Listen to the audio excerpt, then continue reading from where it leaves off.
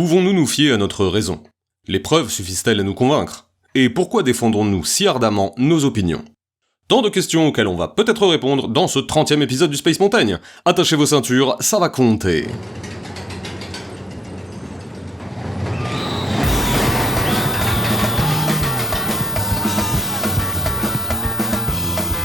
Attends, c'est une prise de tête d'un autre monde. D'un autre monde.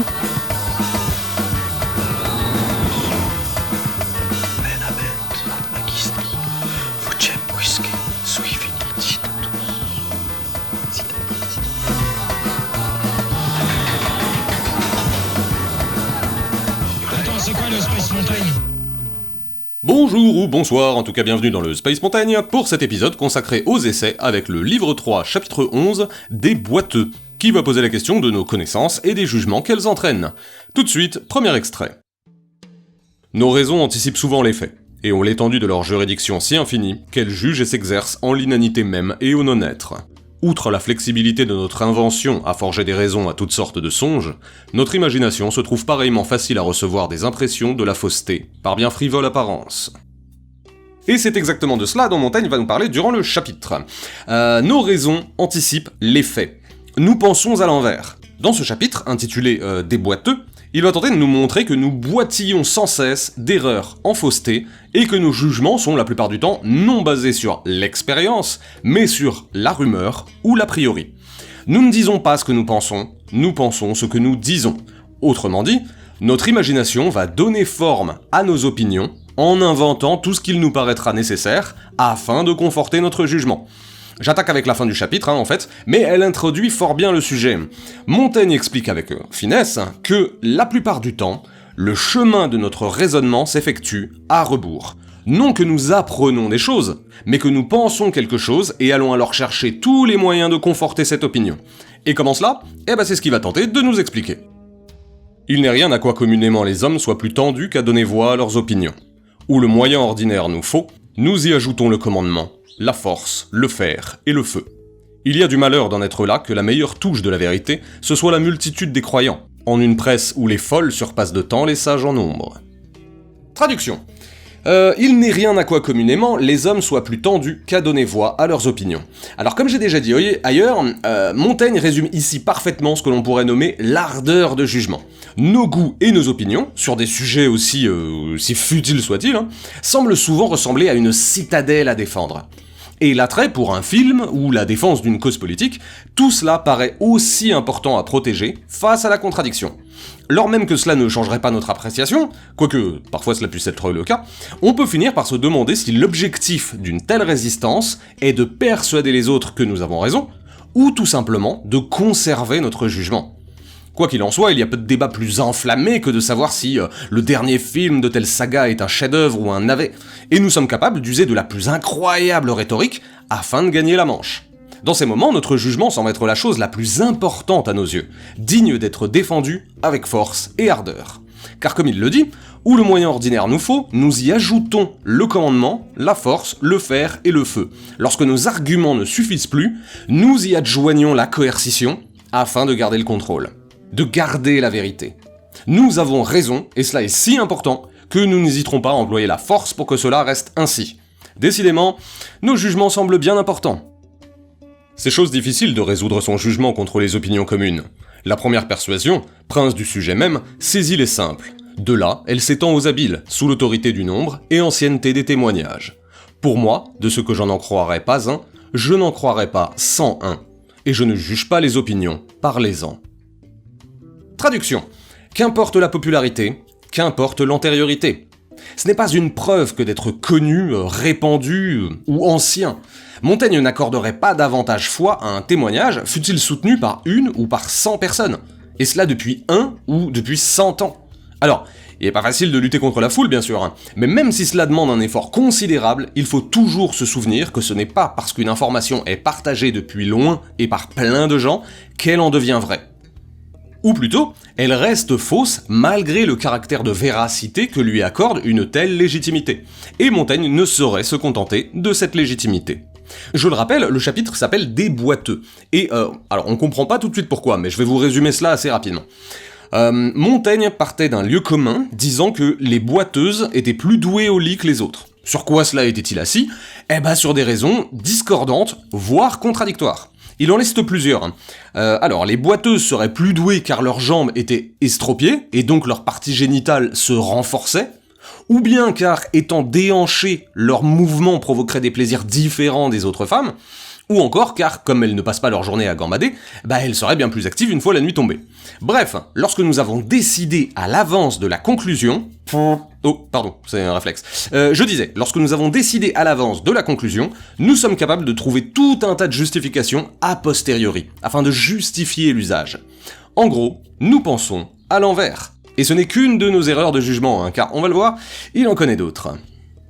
L'erreur particulière fait premièrement l'erreur publique, et à son tour après, l'erreur publique fait l'erreur particulière, de manière que le plus éloigné témoin en est mieux instruit que le plus voisin, et le dernier informé mieux persuadé que le premier. En somme, les erreurs de jugement procèdent souvent de cette manière. Une information fausse est prononcée, cette information s'étend dans l'opinion publique, et ainsi, une fois répandue, il se trouve une erreur d'interprétation en chaque tête. Par une sorte de principe de cascade en fait, elle va provoquer des erreurs de jugement chez tous et chez chacun, qui va engendrer de nouvelles erreurs, et ainsi de suite, et ainsi de suite. Il prend pour illustrer ça une anecdote arrivée dans une ville voisine de la sienne. Un groupe de jeunes s'était amusé plusieurs nuits à imiter des voix, afin de faire croire que des maisons et des lieux de culte étaient hantés. Et ni une ni deux, la rumeur se propagea dans les villages voisins, et il observa que plus le témoin était éloigné, plus l'histoire était touffue et foisonnait de détails. Qu'en gros, chacun apportait sa pierre à l'édifice, selon le principe du l'homme qui a vu l'ours faire de la Harley Davidson. Ce qui lui permet de dire que le dernier peut être plus convaincu que le premier, car le témoignage s'est tant étoffé qu'il paraît encore plus vrai. Et cela par un principe tout simple. Plus on vous fournit d'éléments, plus vous avez une sensation de véracité.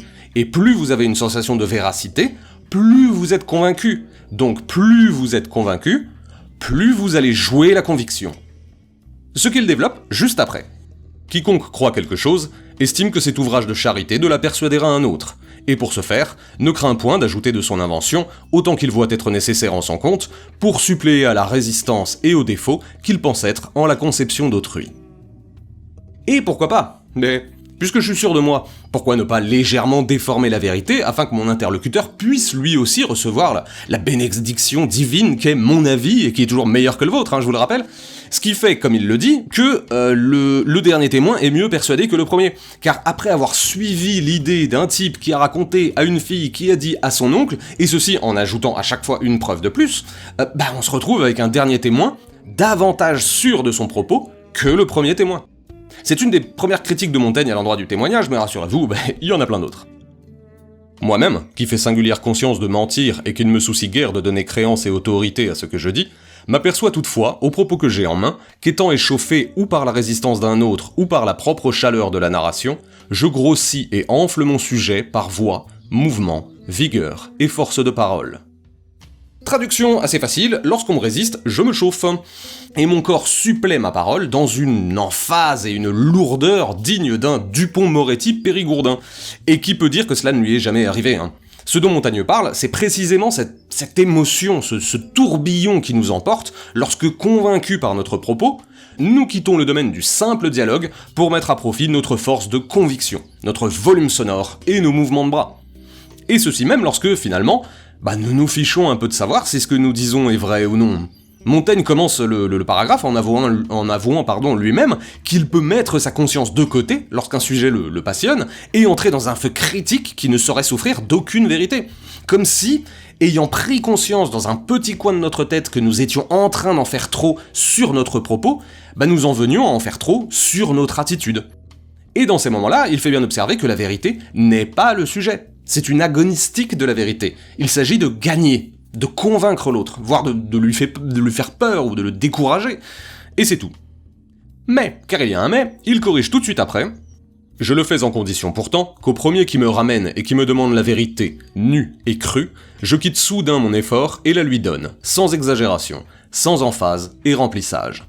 La parole vive et bruyante, comme est la mienne ordinaire, s'emporte volontiers à l'hyperbole.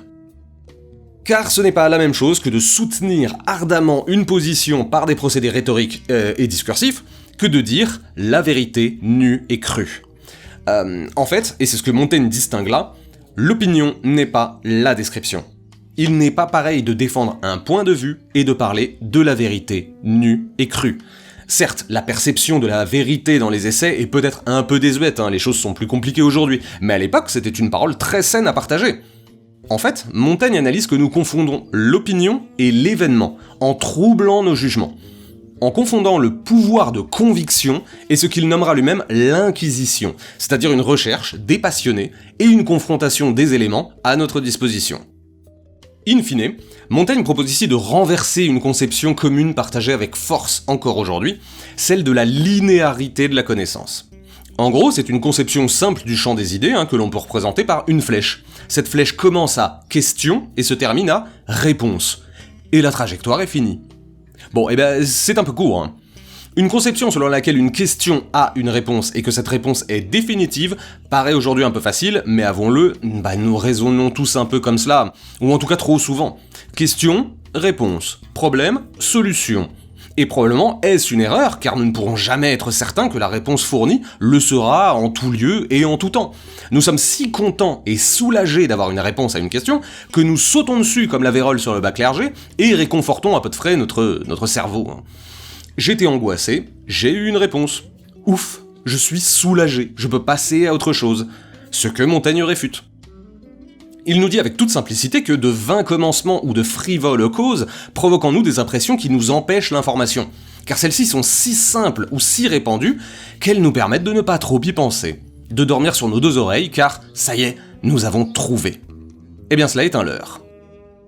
Ce qu'il résume plus loin avec tant de beauté, l'admiration est le fondement de toute philosophie, l'inquisition, le progrès, l'ignorance, le bout. Traduction. L'amour de la sagesse est la base de toute question. La recherche, dépassionnée, est le chemin qui mène à un travail bien fait. Mais, au final, toute réponse mène toujours à plus de questions. Et il est bon, toujours, de continuer à chercher, plutôt que de décider que nous avons trouvé. Après tout, il le dit ailleurs, on me fait haïr les choses vraisemblables quand on me les plante pour infaillibles. Ce chapitre s'intitule d'ailleurs « Des boiteux », et comme le disait Emmanuel Naya, grand connaisseur des essais, la philosophie de Montaigne pourrait presque être une boiterie des auteurs comme des lecteurs, qui claudiquent vers la vérité sans jamais aller vraiment droit. Il faut donc avoir l'amour du travail bien fait, et un travail bien fait est un travail jamais terminé. Une perpétuelle chute vers l'équilibre, un perpétuel équilibre vers la chute. Conclusion. Nous nous basons souvent sur de bien mauvaises preuves pour asseoir nos jugements, et, de ce fait, finissons par répéter les erreurs passées, qu'elles soient de notre fait ou reçues des autres, et affirmons comme certaines des choses qui n'en demandaient pas tant. Ce faisant, nous finissons par être prisonniers de nos jugements. Car affirmant en beuglant ce dont je me suis convaincu moi-même, j'oublie que, de quoi que je ne parle jamais que de mon propre jugement. Mais en me forçant à accepter que je ne suis jamais sûr de rien, en boitant perpétuellement sur mes questionnements, je serai alors capable d'inverser le cours des choses, pour ne plus aller de l'incertitude à la certitude, mais de l'intérêt à l'incertitude. Car, je répète, l'admiration est le fondement de toute philosophie, l'inquisition, le progrès, l'ignorance, le bout. Merci à toutes et à tous pour votre oreille attentive, ou vos oreilles attentives si vous en avez deux. C'était le 30e épisode du Space Montaigne consacré aux essais sur le livre 3, chapitre 11, des boiteux. En attendant le prochain, je vous encourage à réécouter les précédents épisodes afin de vous rendre compte que vous en savez encore moins. Je vous retrouve très vite.